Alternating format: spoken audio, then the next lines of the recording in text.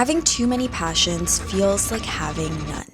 I've pursued my creative passions my entire life, and it's left me feeling like I've never fully committed to anything. Every few months, a new obsession arrives, a new class, a new hobby, a new idea, and suddenly I want to go all in. And every time this spark arises, I feel this underlying guilt, like I'm abandoning everything else, like I lack discipline to see things through. Like maybe if I just stayed with one thing for long enough, I would have found my passion by now. Because that's what we're told, right? Pick something, commit to it, go all in, find your thing, and stick with it. First, it was drawing, then painting, then architecture, and music, and content creation, and jewelry design. And with every pivot, I felt like I was reinventing myself and starting all over again. But recently, I've really been questioning whether or not this is about commitment issues. What if the actual problem was assuming that passion is supposed to look like one thing? And this always brings me back to Sylvia Plath's Fig Tree. You know the one. In the book,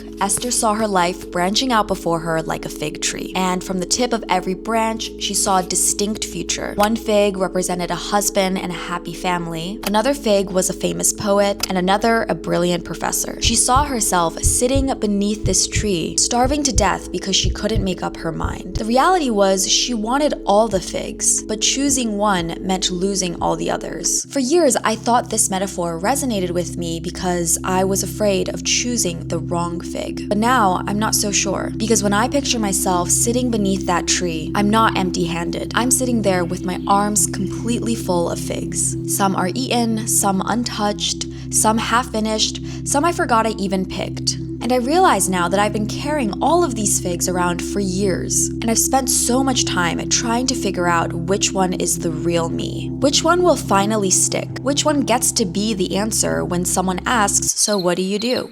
And maybe that's where we've gotten it all wrong. Because what if the goal was never to find the right fig? What if the goal was never to even choose between them? Because even when we choose, we're not giving up on everything else. My jewelry teacher always refers to me as the architect. And each time I clarify, no, I never got licensed, he shrugs and goes, "Yeah, well, you don't need a license to see in that way."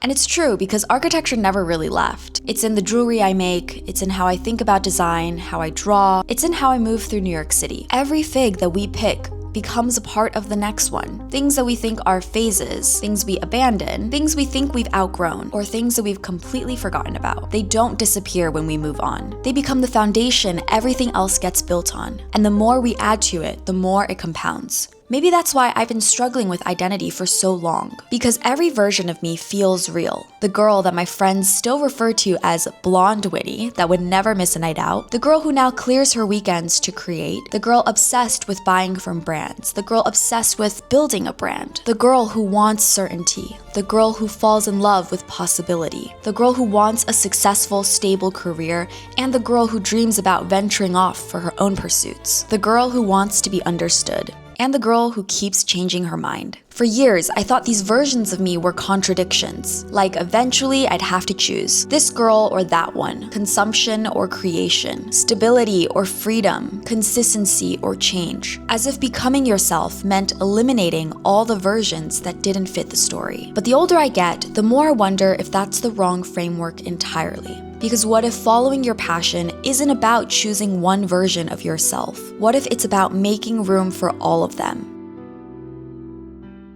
Now, for the record, I don't think I have the answer yet. I still have a running notes list of ideas, and every other day I come up with another one. But I've lost count of how many things are in there now. Most of them are unfinished, but lately when I look back, I don't see failure, or a lack of discipline, or evidence that I couldn't make up my mind. I see a girl following her passions, trying things, making things, loving things, hating things, and starting all over again. I see the beginning of so many things, curiosities that pull me forward. Because every time I picked a fig, I thought I was losing the others, but somehow they keep finding their way back. Not as careers, not as identities, but as parts of myself. And maybe that's enough. And becoming yourself isn't deciding who you are, but instead recognizing who you've been this whole time.